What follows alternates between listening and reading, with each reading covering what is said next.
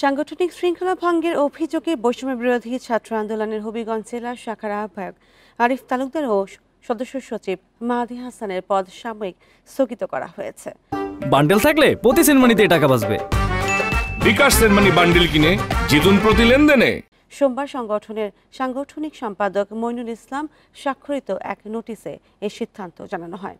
নোটিশে বলা হয়, প্রাথমিক তদন্তে আরিফ ও মাহাদির সংগঠনের শৃঙ্খলা পরিপন্থী কর্মকাণ্ডে জড়িত থাকার প্রমাণ পাওয়া গেছে। তাই তাদের সাংগঠনিক পদ সাময়িকভাবে স্থগিত করা হয়েছে। আগামী 7 কার্যদিবসের মধ্যে লিখিতভাবে কারণ দর্শানোর নির্দেশ দেওয়া হয়েছে।